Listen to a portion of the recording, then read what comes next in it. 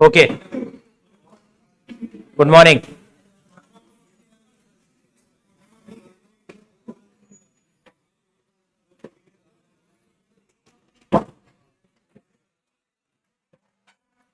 आइए जी, कल हम सीओए सीओआई पे थे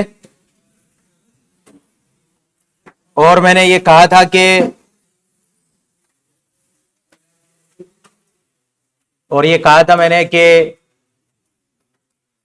सीओए सीओआई जनरली तो एक्विजिशन कॉस्ट और इंप्रूवमेंट कॉस्ट होता है, पर कुछ केसेस में आपको सीओए और सीओआई निकालने के लिए मेहनत करनी है।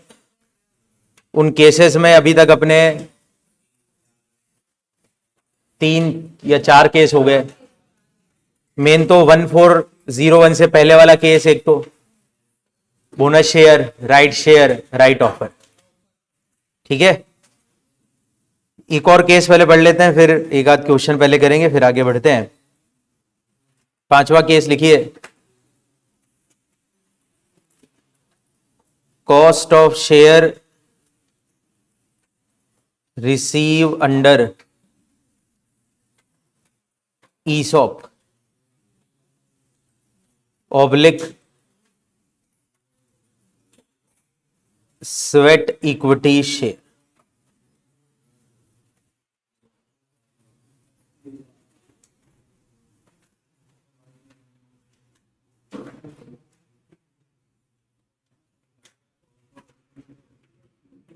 Cost of share receive under ESOP oblique sweat equity share. रोज इसके ऊपर बात हो रही है, कल भी हुई थी, परसों भी हुई थी शायद, होल्डिंग पीरियड में। क्या कहा था मैंने कि ESOP में जो शेयर मिलते हैं उनका होल्डिंग पीरियड अलॉटमेंट से स्टार्ट करना। अब अगला क्वेश्चन रेज हो गया कि ESOP में मिले हुए शेयर की कॉस्ट क्या। वापस से थोड़ा पीछे आइए, याद करिए एक बार। अगर ESOP में मुझे शेयर रिसीव हुए तो ये शेयर मार्केट रेट से कम रेट में मिलेंगे। इसी कारण मेरे लिए ये क्या बनता है, और इस परक्यूसेट वाली इनकम पे टैक्स लगता है अंडर हेड सैलरी, सबको पता है। और परक्यूसेट की वैल्यू होती है FMV minus amount paid. Salary में कौन से दिन की FMV? On date of exercising option, on the date of exercising option.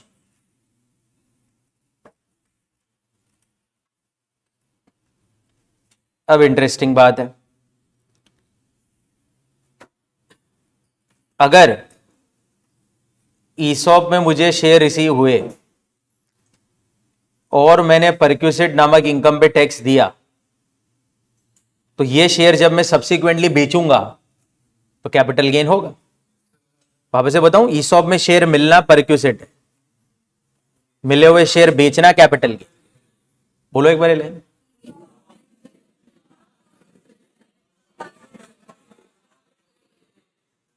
तो अगर मान लीजिए, परक्यूसेट के टाइम की बात करता हूं, मान लो 1000 रुपए का मार्केट वैल्यू का शेयर मेरे को 500 में मिल गया, तो 500 रुपया प्रति शेयर मेरी परक्यूसेट की इनकम है बेटा। तो मैंने 500 दिए, मिला 1000 का शेयर, तो 500 रुपए का फायदा था, 500 रुपए के फायदे पे टैक्स दे दिया मैंने सैलरी हेड। अब अगला क्वेश्चन आता है, अब मानिए ये शेयर मैं बाद में कभी बेचूं, सब्सिक्वेंटली सेल करूं, तो कैपिटल गेन निकालते समय कॉस्ट क्या लें इसकी? ऑप्शन देता हूं, 500 रुपया जो मैंने दिया वही वैल्यू कॉस्ट है, 1000 रुपया जिसको FMV माना था सैलरी के अंदर उसको कॉस्ट मानूं। बताइए अब आप, कॉस्ट क्या है? 1000 रुपया कॉस्ट रहना चाहिए कि 500 रुपया कॉस्ट होना चाहिए? मान लीजिए बाद में मैंने शेयर 1200 में बेच दिए, तो 1200 माइनस 1000 करूं कि 1200 माइनस 500 करूं? तो लॉजिकली अगर आप सोचोगे ना तो 500 रुपए जो सोच रहा है वो अपने आप में गलत सोच रहा है, क्योंकि अगर मैं कॉस्ट 500 रुपए पकड़ता हूं जो मैंने दिए, तो फिर तो डबल टैक्स लग गया 1500 रुपए पे। ऑलरेडी 1000 रुपए की चीज 500 में मिली, तो 500 के फायदे पे तो मैं टैक्स दे चुका हूं। तो अब जो भविष्य का फायदा होगा वो तो 1000 से आगे होगा ना, 500 से आगे होगा। तो इसीलिए ESOP में मिले हुए शेयर का कॉस्ट होता है वो FMV जो सैलरी के लिए बेस बनाया था। क्या बोला वापस से बोलो? तो सैलरी की इनकम निकालने के लिए जिस FMV को बेस बनाया था वो FMV कैपिटल गेन के लिए शेयर का क्या है? कॉस्ट। बोलो एक बार वापस से, क्या FMV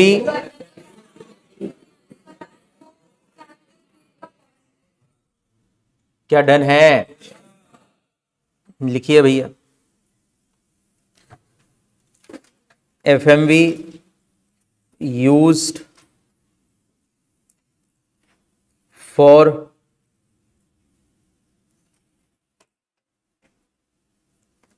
determination of, और FMV कौन सी यूज होती है आपको पता है ना? FMV on the date of exercising the option, ये याद रखना। FMV used for determination of value of perquisite under head salary। तो ये है कॉस्ट।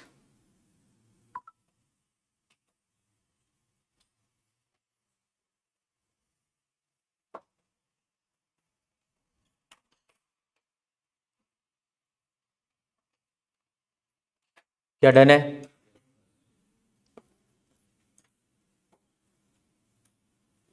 बोलो जल्दी बोलो, हो गया क्या? अब अगले पे चलो।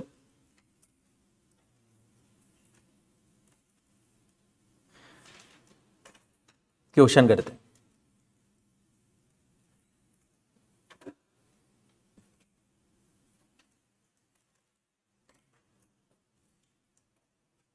सिक्स्थ इलस्ट्रेशन पे ध्यान दीजिएगा।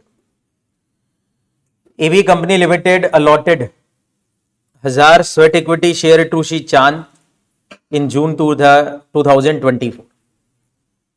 तो चांद बनना पड़ेगा यहां पे, तो जिसको शेयर मिलेंगे वही सोचेगा।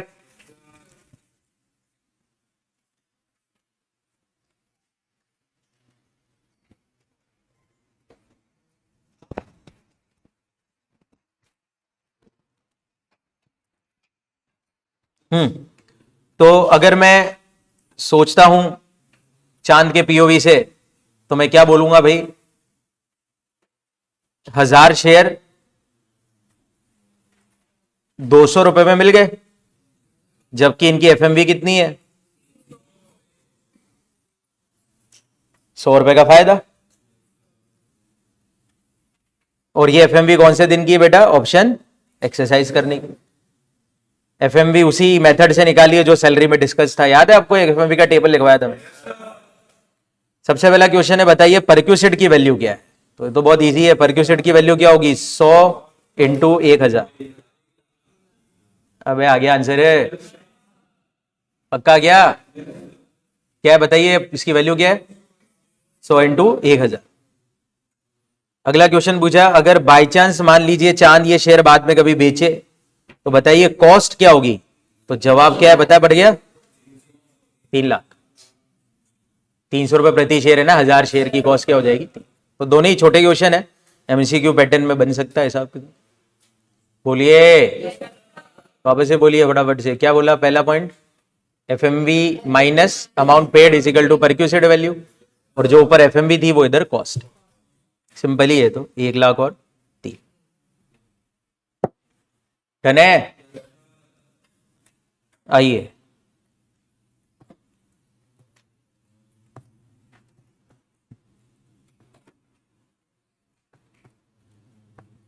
नाइन्थ वाले में ध्यान दीजिए। A is a shareholder of XN Company Limited holding 1000 share of face value of 10 each allotted at the time of company's incorporation in May 2001. ठीक है तो यार, मेरे पास 1000 शेयर है 10 रुपए की रेट से, जो मैंने कंपनी के इनकॉर्पोरेशन के टाइम में खरीदे थे May 01. The company made a right issue in the ratio 1:1 on 15/7/2024 at a premium of 40 per share. मेरे को क्या मिला है वो ऑफर है, ऑफर आया एक पे एक राइट शेयर का 40 रुपए प्रीमियम पे, मतलब 50 पे खरीदने का ऑफर है. ऑलरेडी 1000 शेयर है तो 1000 शेयर पे 1000 शेयर खरीदने का ऑफर है 50 की रेट. ऑफर लेने के बजाय instead of taking up the right ही renounce it in favour of B at a price of 10 per share. Offer 10 रुपए में बेच दिया मैंने बी को, मैं ये हूं, ध्यान रखना. तो बताइए मेरा कैपिटल गेन कितना होगा. तो सीधी सी बात है, मैंने क्या बेचा है जल्दी बताओ पहले तो. राइट ऑफर का सेल प्राइस कितना हो गया 10,000 रुपए. कैसे है, 1000 शेयर का ऑफर है 10 रुपए पर शेयर में बेचा तो 10,000 रुपए सेल प्राइस, माइनस नेचर तो शॉर्ट ही रहेगा ऑफर का, माइनस क्या करोगे कॉस्ट, और राइट ओवर की कॉस्ट कल ही बोली थी. तो आंसर आ गया मेरे को STCG हुआ है कितने रुपए का, तो 10,000 रुपए का STCG हो गया मेरे को. ये तो ए का आंसर है, ए के हिसाब से. अब क्वेश्चन 2 पूछ रहा है, अगर बी के हिसाब से सोचो तो बी के लिए इन शेयर का कॉस्ट क्या. अब बी बन के सोचूं अगर मैं, तो ये शेयर मैं खरीद रहा हूं राइट वाले, ओरिजिनल बंदा हूं कि मैं अदर बंदा हूं, मैं अदर वाला बंदा हूं. तो मेरे लिए कॉस्ट हो जाएगा शेयर का कॉस्ट प्लस ऑफर का कॉस्ट. तो शेयर मैंने 50 में खरीदना है, 10 का ऑफर है 60 रुपया प्रति शेयर, 60,000. सिंपल है, तो ओरली होता है हिसाब किताब. डन है. चलिए और बढ़ते हैं आगे थोड़ा सा.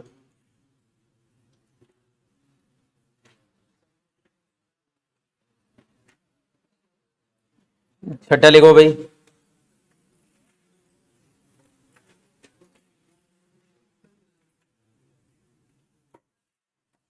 Cost of asset acquire under section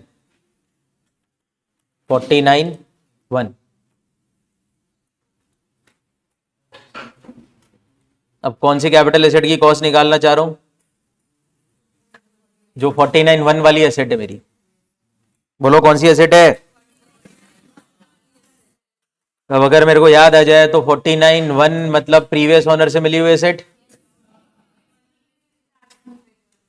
जिसने प्रीवियस ओनर ने 47 सेक्शन के तहत टैक्स वैक्स नहीं दिया होगा, पता है आपको. तो अब देखो, पहले तो मैं जानता हूं कि अगर मेरे पास 49(1) की एसेट है तो उसका होल्डिंग पीरियड निकालते वक्त मेरे को प्रीवियस ओनर का होल्डिंग पीरियड ऐड कर.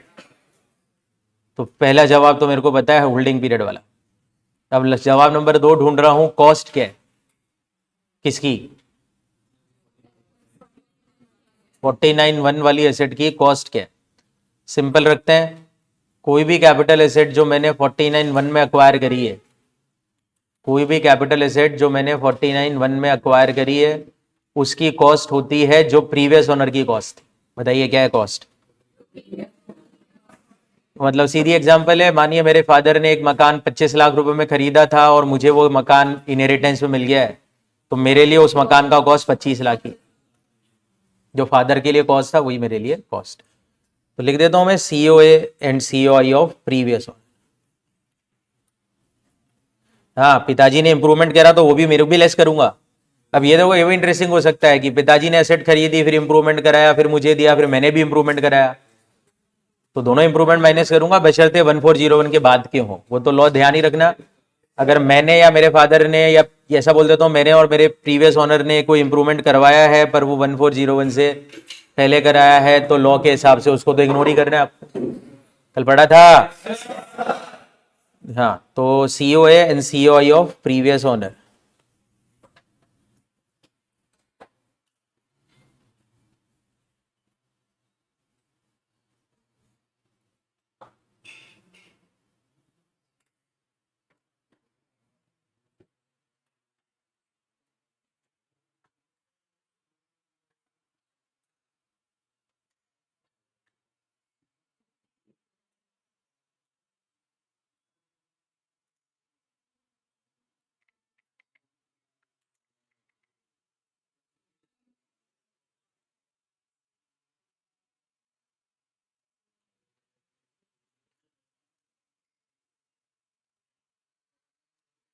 यहां पे अब छोटा सा एक ट्विस्ट ध्यान रखेंगे अपन।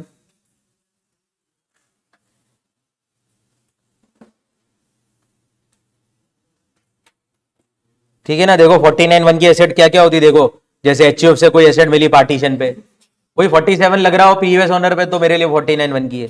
गिफ्ट में मेरे को कोई एसेट मिल गई हो, अरे आया। इसी तरह से कंपनी के लिक्विडेशन पे मेरे को अगर कोई एसेट मिले कंपनी से, तो वो भी 49(1) की एसेट होती है। होल्डिंग कंपनी सब्सिडरी कंपनी याद है, आपस में एक दूसरे को एसेट देती है, ट्रांसफर नहीं मानते, तो जिसको वो एसेट मिलेगी उनके लिए कौन सी एसेट है, 49(1) की एसेट। ठीक है, तो नॉर्मल बात है, तो छोड़ते हैं। अभी मेन बात क्या है सुनिए। अभी आपको याद है होल्डिंग पीरियड प्रीवियस ओनर के टाइम से करना है। एग्जाम्पल लेता हूं थोड़ा सा। मानिए कि प्रीवियस ओनर ने एसेट खरीदी थी ईयर 2004-2005, पीओ ने खरीदी। फिर ये एसेट असेसी को मिल गई, यानी मान लो मुझे मिल गई ईयर 2018-19, और फिर सब्सिक्वेंटली मैंने ये एसेट बेच दी ईयर 24-25। अब बड़ा इंटरेस्टिंग से क्वेश्चन आते हैं।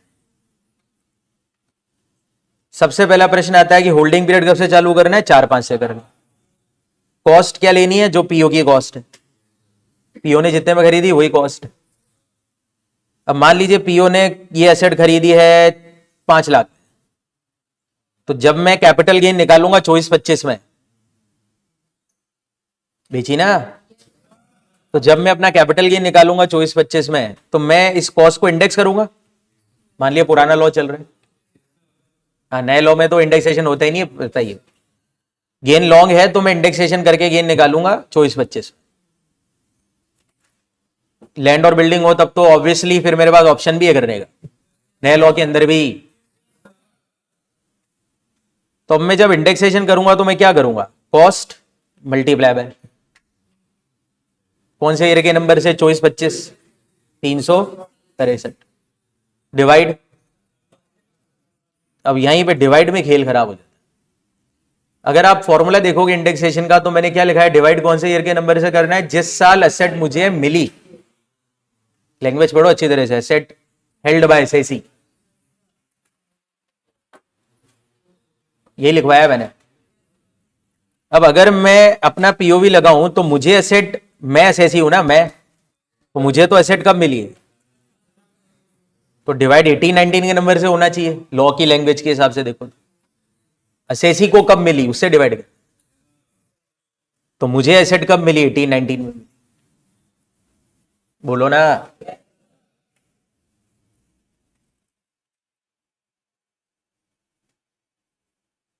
और कॉस्ट पीओ की है, जो कि कौन से समय की है।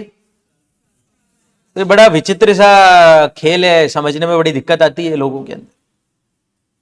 तो इसीलिए ये बड़ा झगड़े वाली चीज है, क्योंकि लोग देखो 18-19 के नंबर से डिवाइड करेंगे और 4-5 के नंबर से डिवाइड करेंगे, तो एडवांटेज तो 4-5 में, क्योंकि अगर डिवाइड होने वाला नंबर पुराना होगा तो इंडेक्स कॉस्ट ज्यादा आएगी, डिवाइड वाला नंबर छोटा हो जाएगा ना। मैथ्स तो आती नहीं है खैर आपको, फिर भी अगर लगाओ दिमाग तो। और अगर मैं 18-19 के नंबर लूंगा तो वो बड़ा आएगा, बड़े नंबर से डिवाइड होगा तो वो अमाउंट फाइनली बड़ा आ जाएगा। अरे समझ में आया। तो अगर मैं अपने एडवांटेज के लिए सोचूं तो मेरे लिए तो कौन सा नंबर बढ़िया है, 4-5 का नंबर, रादर देन 18-19 नंबर। 18-19 के बजाय 4-5 बढ़िया है। तो मैं 4-5 से करना चाहता हूं, एओ हमेशा बोलेगा कि नहीं उस साल से कर जिस साल तेरे को मिली। तो लड़ाई झगड़े की बातें हैं। झगड़ा कोर्ट में जा चुका है ऑलरेडी, और कोर्ट का एक डिसीजन आ चुका है, लैंडमार्क जजमेंट है, बॉम्बे हाई कोर्ट का जजमेंट है, मंजुला जे शाह का केस लॉ है।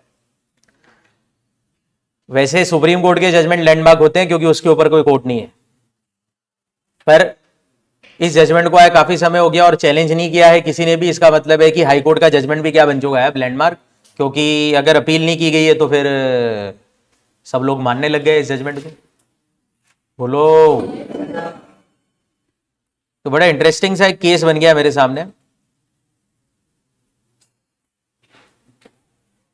कि किस ईयर के नंबर से डिवाइड करें, इंडेक्सेशन कौन से ईयर से मिलेगा।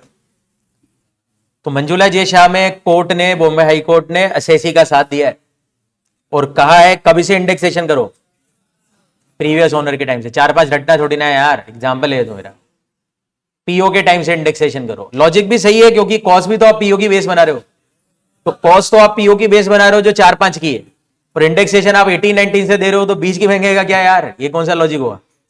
आपने कौन सी 18-19 की एफएमवी को कॉस्ट बना दिया, हिसाब नहीं समझते ना आधे लोग। अगर सोचोगे तो बहुत लॉजिकल अप्रोच है यार, तो बस कोर्ट ने हमारा साथ दिया। और इसीलिए जब आप 49(1) के क्वेश्चन करें और इंडेक्सेशन वाला नियम लगाएं, क्योंकि नए लॉ में तो इंडेक्सेशन होता ही नहीं, तो बात फर्क ही नहीं पड़ता। बोलो, हाथ खड़े करो यार। पर अगर इंडेक्सेशन करना है तो फिर पीओ के टाइम से करना है। और नीचे नोट में ये केस लॉ का रेफरेंस भी देंगे आप। क्या नाम है केस लॉ का?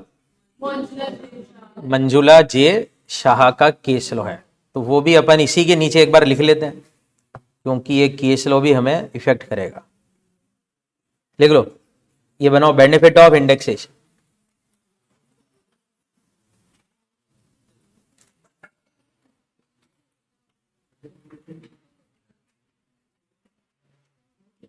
Benefit of indexation,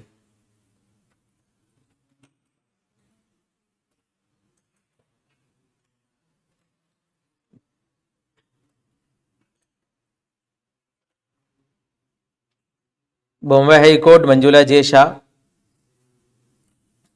held that index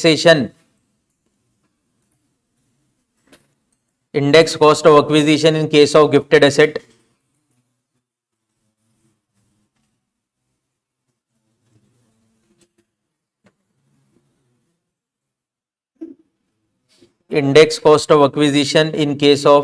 asset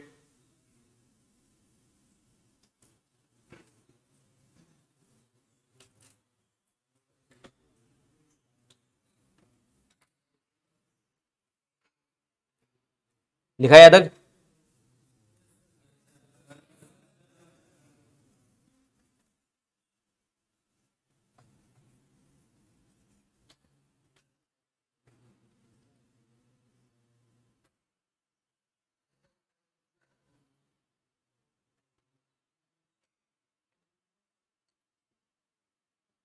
अब तो लिख लिया।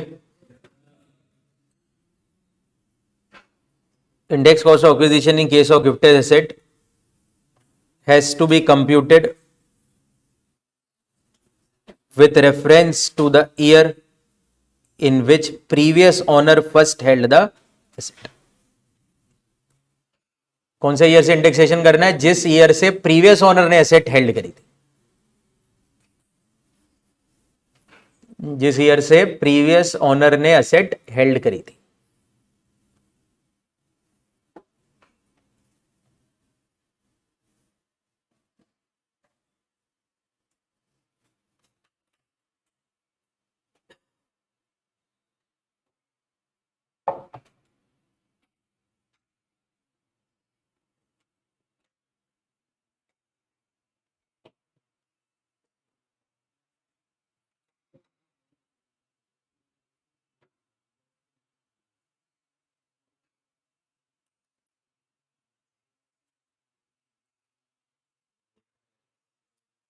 हटा दूं?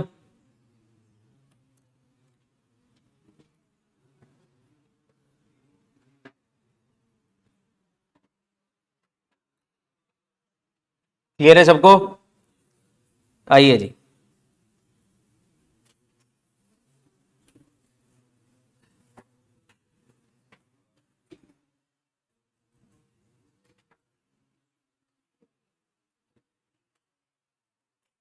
इलस्ट्रेशन 5 पे ध्यान दीजिए।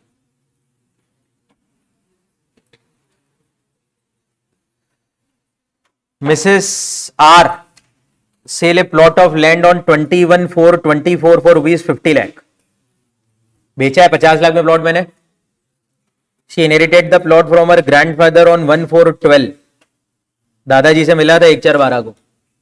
Her grandfather has acquired the plot on 13,014 rupees 5 lakh. दादाजी ने 13,001 को 5 लाख में लिया था. अगर मैं दिमाग लगाऊं तो दादाजी ने जितने में खरीदा वही प्लॉट का कॉस्ट होगा मेरे लिए, क्योंकि ये 49(1) का एसेट है मेरे लिए. तो यहाँ पे ध्यान दो, दादाजी ने भी एसेट 1401 के पहले खरीदा है, तो दादाजी के लिए एसेट का कॉस्ट पहले फर्स्ट वाले कानून से निकालना, whichever is हायर. अरे 1401 से पहले की हर एसेट की कॉस्ट का फॉर्मूला फर्स्ट वाला, फिर वो जो कॉस्ट आएगी वही मेरी cost. Her grandfather incurred land development charges of 2,90,000 on 31/3/01 and 6,60,000 on 1/5/13. Improvement है. Mrs R also incurred land development charges of 1 lakh on 1/9/15. मैंने कराया इंप्रूवमेंट. ट्रांसफर के खर्चे 1.5% सेल प्राइस पर है. 1,401 की एफएमवी आपके सामने 8 लाख है. आपको कैपिटल गेन निकालना है. तो कैपिटल गेन कमाने वाला कौन है? मिसेस आर है. क्लियर? तो लॉन्ग टर्म कैपिटल गेन निकलेगा. नेचर तो देख लिया होगा सबने. बेचने का तारीख पड़ी अब 21/4/2024 है. पुराना लॉ लग रहा है. क्लियर है क्या? तो पुराने लॉ के हिसाब से long term capital gain is equal to sale minus index cost. Formula तो यही. तो सेल प्राइस सबसे पहले ढूंढ ली अपन ने क्वेश्चन में, 50 लाख लिख दूं. ट्रांसफर के खर्चे इसका 1.5% 75,000 लिख दूं. Net sale price 49,25,000. अब क्या माइनस करना है? सीओए. सीओए ढूंढते हैं. 49(1) का सेट है तो सीओए होगा दादाजी का कॉस्ट. तो दादाजी ने कितने में खरीदा प्लॉट? पर 1401 के पहले था तो कंपेयर कर लिया एफएमबी से. Whichever is cost of acquisition 8 lakh है. हाथ खड़े करो जल्दी. 8 लाख को इंडेक्स कॉस्ट में तब्दील कर लो. तो 8 लाख मल्टीप्लाई बाय 363 तो इस 25 में बेचा है, और डिवाइड बाय दादाजी के टाइम से करना है तो 100 होगा. क्योंकि मेरे को तो प्लॉट देखो 12-13 में मिला है. दादाजी का पर इंडेक्सेशन मंजुला जेशा, तो डिवाइड बाय दादाजी के ईयर से इंडेक्सेशन करेंगे जो 100 होगा, क्योंकि 01 से पहले की एसेट. तो ये आपके सामने आ गई 29,04,000. अरे जिस दिन आप ये पूरा हेड खरीद कर लोगे ना, 2 घंटे में सारे क्वेश्चन वापस रिपीट हो जाएंगे. वैसे वो लॉजिक ध्यान रखना है आपको. तुम्हें अब 3 इंप्रूवमेंट है, 2 दादाजी के 1 मेरे, जिसमें से एक इंप्रूवमेंट तो फर्जी है. ये वाला क्या फर्जी होने का कारण? आंसर चेक कर लो. दोनों इंप्रूवमेंट की इंडेक्स कॉस्ट माइनस कर दी होगी. तो 660 मल्टीप्लाई बाय 363 डिवाइड बाय 13-14 का नंबर बोलो ना. और इधर 1 लाख इंटू 363 डिवाइड बाय 15-16 का नंबर. सही है? आगे ना इंडेक्स कॉस्ट नेट सीओआई आईसीओआई 12,31,000 आ गई. डिफरेंस करके गेन आ गया 7,89,087.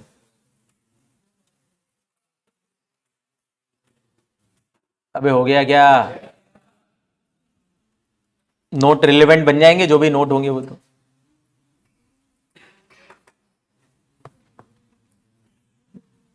चलिए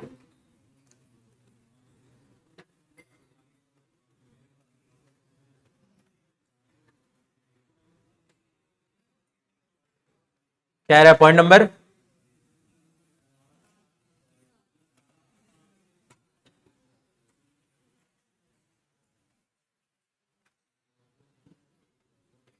सातवां केस,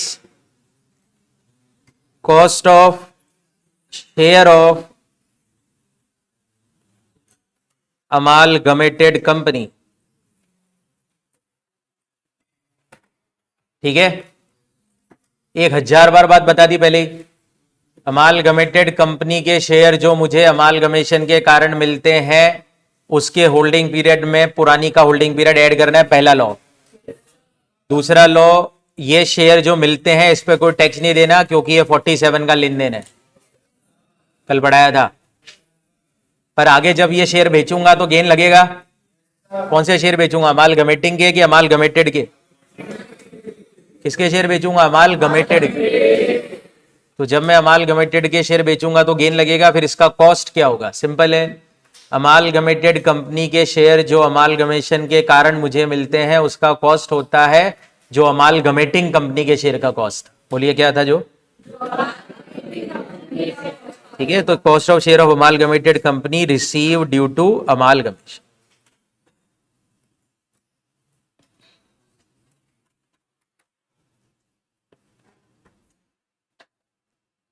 बोलिए।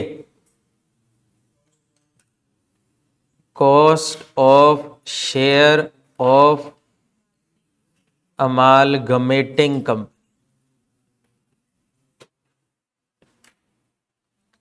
पहले भी बोला हुआ है, अमालगमेटिंग और अमालगमेटेड दो अलग अलग शब्द हैं। अमालगमेटिंग वो कंपनी है, अमालगमेटिंग वो कंपनी है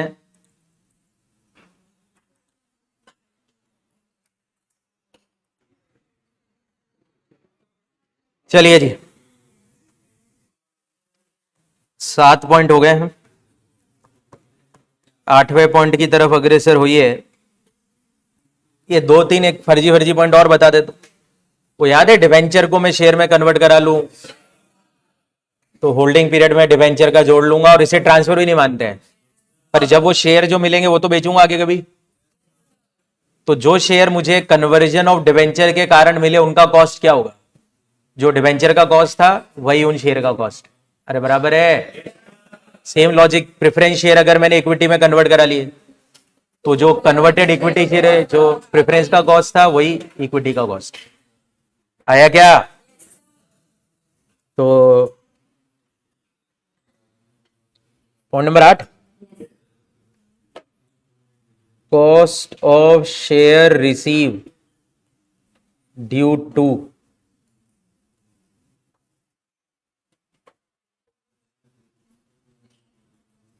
cost of share received due to conversion of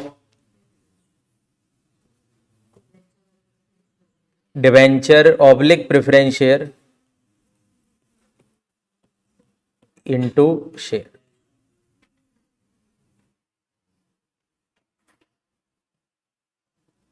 तो वो शेयर जो मुझे रिसीव हुए कन्वर्ट के कारण, उसका कॉस्ट क्या होगा? बोल दीजिए कॉस्ट क्या होगा जल्दी से। Cost of old debenture oblique preference.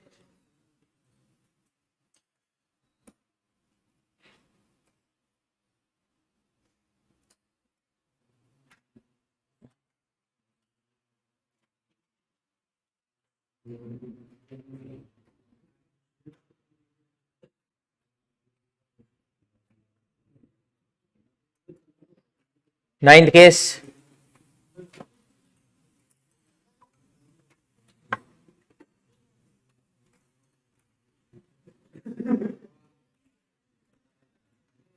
Ninth case क्या है?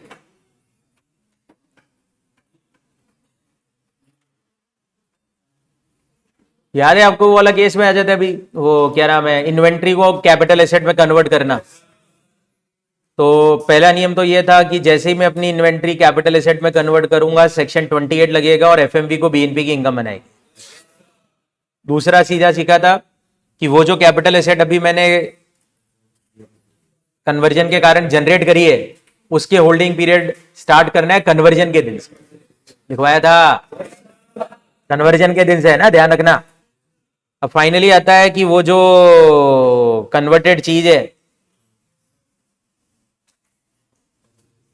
कैपिटल एसेट जो बनी अभी कन्वर्ट होकर, उसकी कॉस्ट क्या? तो ध्यान से सुनो, जो एफएमवी बीएनपी की इनकम में जोड़ी थी वो इधर इसी कॉस्ट आ गया। 1 लाख में हार लाया दुकान में, बीवी को दिया, 3 लाख एफएमवी थी,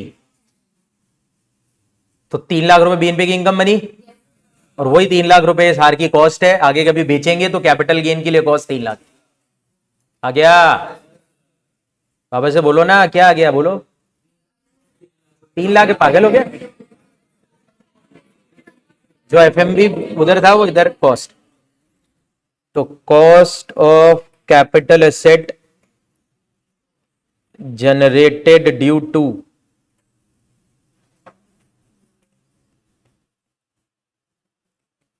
conversion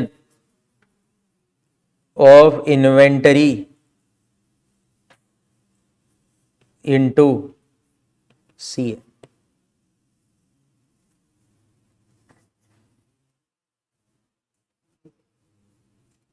कैपिटल एसेट है ना,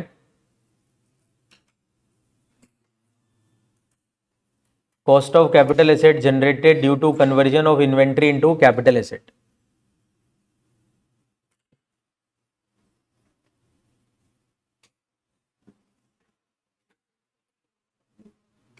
बोल दीजिए क्या है cost? FMV on the date of conversion.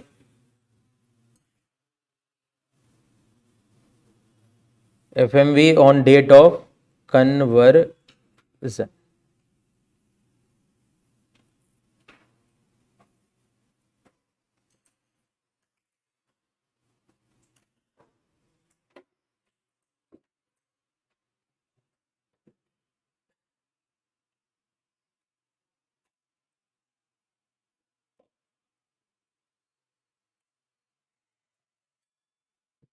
बोलिए हो गया क्या?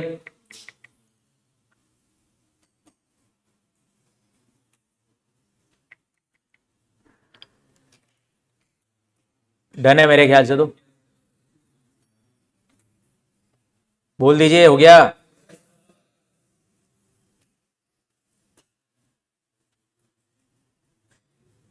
चलिए क्वेश्चन इसका भी करते हैं पहले.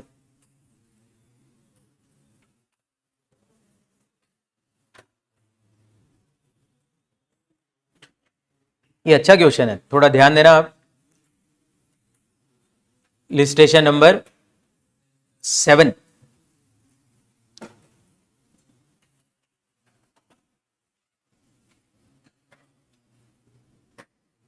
दे रहे हो क्या ध्यान? Mister x A trader in gold and silver jewellery. ठीक है, बिजनेस है मेरा ज्वेलरी. जानकारी सुनिए आप.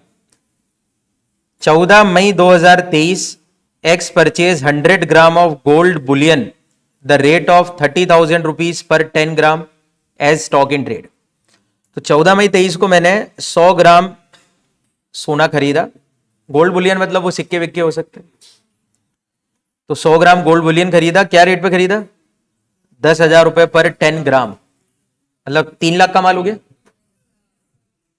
100 ग्राम खरीदा है ना, 3 लाख रुपए का मैंने स्टॉक खरीदा, गुड्स खरीदा. गुड्स खरीदा, मेरे बिजनेस का खर्चा हो गया है. 14 मई 23 साल कौन सा है ये? 23-24. खर्चा है. This stock in trade is not sold till 31 मार्च 24. ये बिका ही नहीं. तो आपको पता ही होगा कि खर्चे में आ गया होगा और फिर स्टॉक के रूप में क्लोजिंग स्टॉक में आ गया होगा. 31 मार्च 24 यानी कि 23-24 में ये क्लोजिंग स्टॉक में पड़ा है. जिस दिन की एफएमवी कितनी हो चुकी है? 31,500 पर 10 ग्राम. स्टॉक को तो मैं कॉस्ट में मेजर करूंगा, तो क्या हुआ होगा मेरा 23-24 का हिसाब क्या हुआ होगा? डेबिट में मेरा खर्चा आया होगा परचेज करके 3 लाख का, और क्लोजिंग स्टॉक बाय साइड में 3 लाख का आ गया. 31,500 से मतलब नहीं है मेरे को, एफएमवी से कोई मतलब नहीं. हाथ खड़े करो जल्दी.